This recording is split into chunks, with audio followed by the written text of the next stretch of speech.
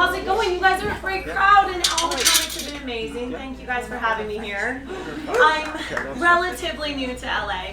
Reggie, I'm also from Detroit, so yes. Midwest. Yes! So, when I moved to LA, like, this place is wild. You know, it's so fun, so wild. I've learned a lot of new things. Like, you can, like, take fat, like, you can move body parts around. You can take fat from your arms and, like, put it into your boobs. Or, like, your belly and, like, put it into your ass and, like, get a really great ass. But you can take, like, fat from your ass and put it into your cheeks. I was like, guys, way ahead of you. I'm all natural. I was born with a butt for a chin. Yeah, I got a butt chin. And even some of my friends are like, you do? And I'm like, you didn't notice? But like, the people who really love it are like very weird men that I seem to meet all the time. And it's like a very natural thing, you know, for men. Maybe not natural, I mean, you know, don't, you know, be tacky, but stare at the boobs, right? But I can see they go straight for my chin. I can see the eyes go, and they lock, and I'm like, I know exactly who this guy is, I know exactly what he's gonna say, and they go, their eyes get big, and they go, I love your chin. And I'm like, thought so, and I feel them staring straight into my hole. And it's like a fetish for some people. Like, there are Instagrams dedicated just to butt chins that have somehow found me. Like, I don't even have an Instagram following, and I'm like, they must scour Instagram to find the butt chins. But I'm flattered, you know, that anyone wants to stare at my butt chin.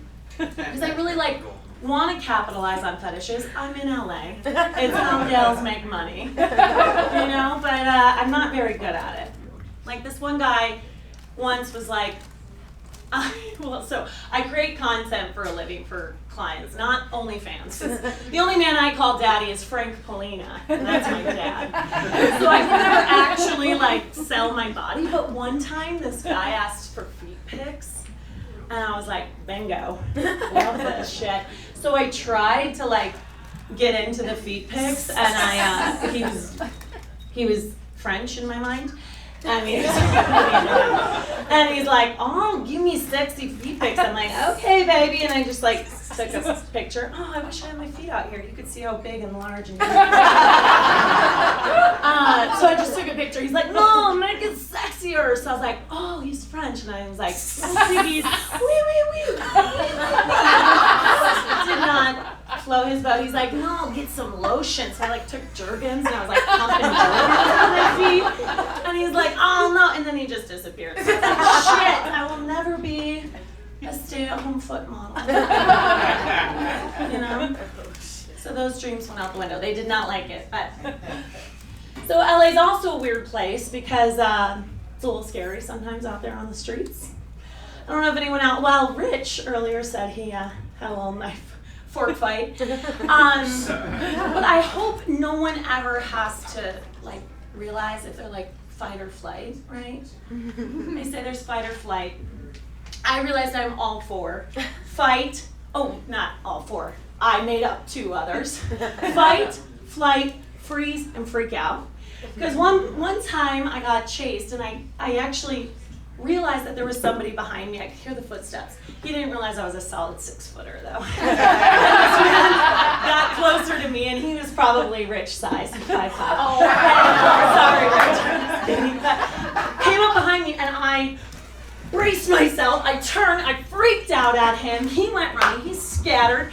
And I screamed, I froze, I freaked out. I was like a fucking alarm clock. I kept saying, fuck you! Fuck you! Fuck you! I was like even weirded myself out. I was like, I can't turn it off. Fuck you! Fuck you! Screaming, running. And then, thank God some cops showed up. And they were like, 6 cop cars, like obviously super hot cops. They're LA, you know what I mean? And I'm like, I realized I had pissed my pants. Oh my God. So I was like, yeah, okay, all right. But I like, can get kind of creative with like being worried about things. It comes from my mother. One time she went down to the basement and she saw something in the basement bathroom, and she freaked out. And she called my dad, said, oh my God, Frank, you have to get home right now. There is a bomb in the basement. There's a bomb in the basement. We live in like suburban Detroit. There's bombs in basements. No one cares about us that much, you know? And my dad canceled all his meetings, drove across town, came home, went downstairs, said, Gail, that's a keg. It was from high school party 5 years earlier.